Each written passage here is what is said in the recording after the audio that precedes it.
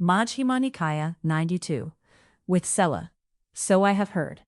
At one time the Buddha was wandering together with a large sangha of 1,250 mendicants in the land of the Anguttara when he arrived at a town of theirs named Appana. The matted hair ascetic Kenya heard.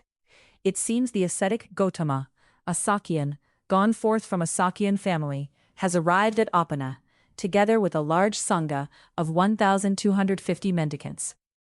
He has this good reputation. That Blessed One is perfected, a fully awakened Buddha, accomplished in knowledge and conduct, holy, knower of the world, supreme guide for those fit for training, teacher of gods and humans, awakened, blessed. He has realized with his own insight this world, with its gods, maras and divinities, this population with its ascetics and Brahmins, gods and humans, and he makes it known to others. He proclaims a teaching that's good in the beginning, good in the middle, and good in the end, meaningful and well phrased, and he reveals a spiritual practice that's entirely full and pure. It's good to see such perfected ones. So Kenya approached the Buddha and exchanged greetings with him. When the greetings and polite conversation were over, he sat down to one side. The Buddha educated, encouraged, fired up, and inspired him with a Dhamma talk.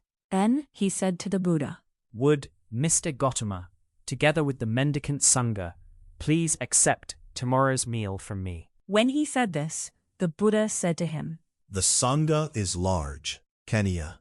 There are 1,250 mendicants, and you are devoted to the Brahmins." For a second time, Kenya asked the Buddha to accept a meal offering.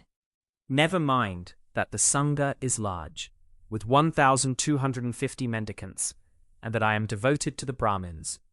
Would Mr. Gautama, together with the mendicant Sangha, please accept tomorrow's meal from me? And, for a second time, the Buddha gave the same reply.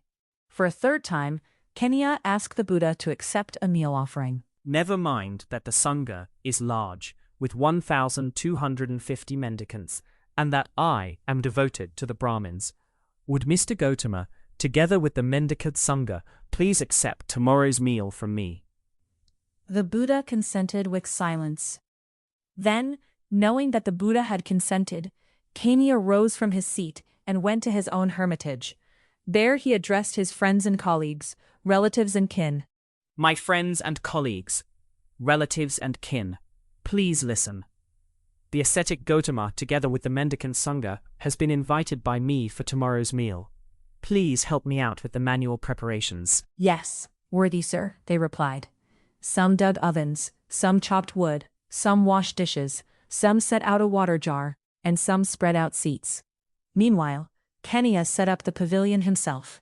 Now at that time, the Brahmin Sela was residing in Appana. He had mastered the 3 Vedas, together with their vocabularies and ritual performance, their phonology and word classification, and the testaments as 5th. He knew them word by word, and their grammar. He was well versed in cosmology and the marks of a great man, and he was teaching 300 young students to recite the hymns, and at that time, Kenya was devoted to Sela.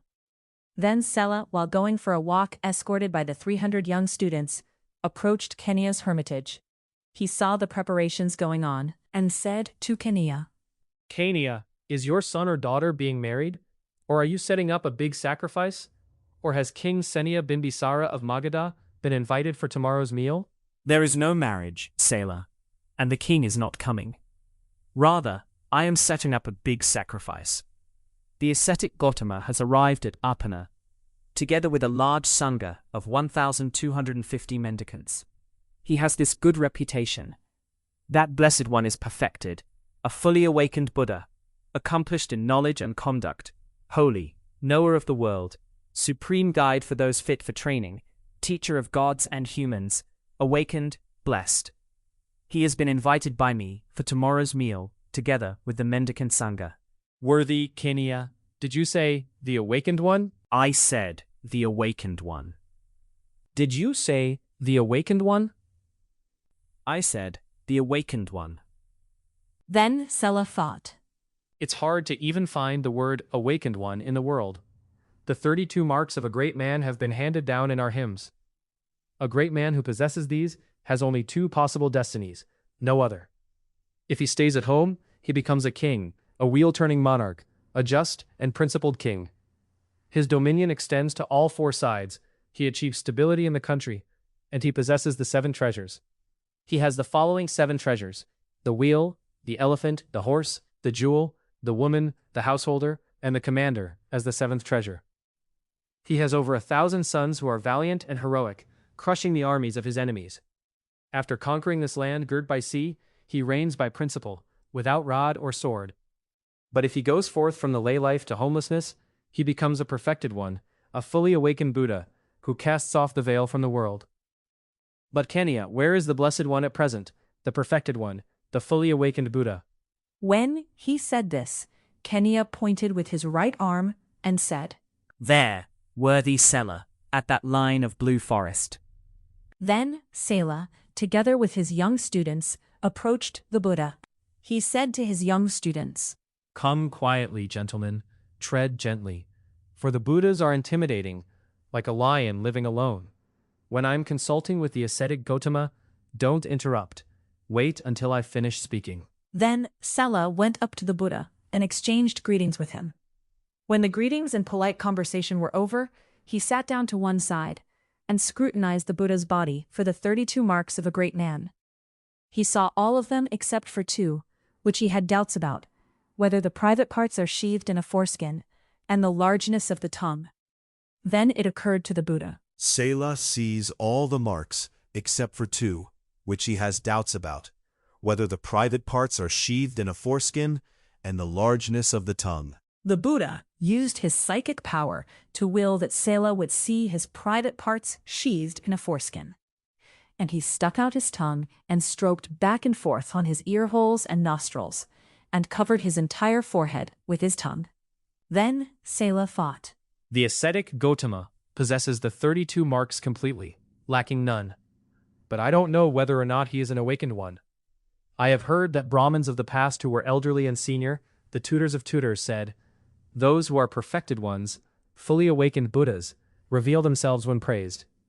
Why don't I extol him in his presence with fitting verses? Then Sela extolled the Buddha in his presence with fitting verses.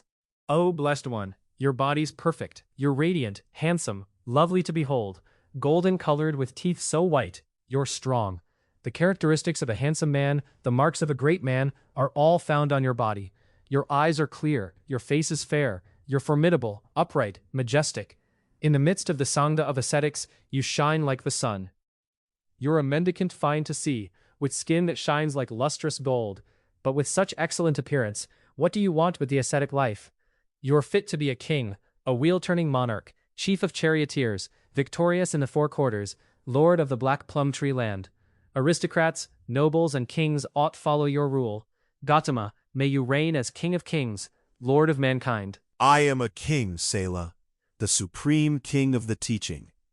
By the teaching I roll forth the wheel, which cannot be rolled back.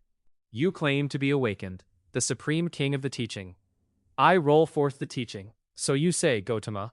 Then who is your general, the disciple who follows the teacher's way? Who keeps rolling the wheel of teaching you rolled forth? By me, the wheel was rolled forth. Said the Buddha. The supreme wheel of teaching. Sariputta, taking after the realized one, keeps it rolling on. I have known what should be known, and developed what should be developed, and given up what should be given up. And so, Brahmin, I am a Buddha. Dispel your doubt in me. Make up your mind, Brahmin. The sight of a Buddha is hard to find again. I am a Buddha, Brahmin, the supreme surgeon, one of those whose appearance in the world is hard to find again. A manifestation of divinity, unequaled, crusher of Mara's army. Having subdued all my opponents, I rejoice, fearing nothing from any quarter. Pay heed, sirs, to what is spoken by the clear-eyed one. The surgeon, the great hero, roars like a lion in the jungle. A manifestation of divinity, unequaled, crusher of Mara's army. Who would not be inspired by him, even one born in a dark class? Those who wish may follow me. Those who don't, may go. Right here, I'll go forth in his presence, the one of such outstanding wisdom. Sir, If you endorse the teaching of the Buddha, will also go forth in his presence, the one of such outstanding wisdom. These 300 Brahmins, with cupped palms held up, ask, "May we lead the spiritual life in your presence, Blessed One?" The spiritual life is well explained. Said the Buddha. Apparent in the present life, immediately effective. Here the going forth isn't in vain for one who trains with diligence. And the Brahmin Sela, together with his assembly, received the going forth, the ordination, in the Buddha's presence. And when the night had passed, Kania had delicious fresh and cooked foods prepared in his own hermitage. Then he had the Buddha informed of the time, saying, It's time, worthy Gautama. The meal is ready.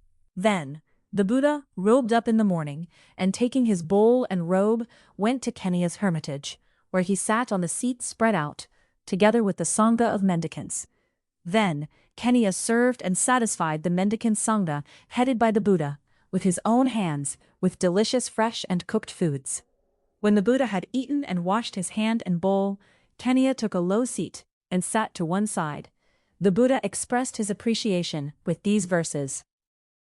The foremost of sacrifices is the offering to the sacred flame. The Savitri is the foremost of prayer. Of humans, the king is the foremost. The oceans, the foremost of rivers. The foremost of stars is the moon. A sun is the foremost of blazes.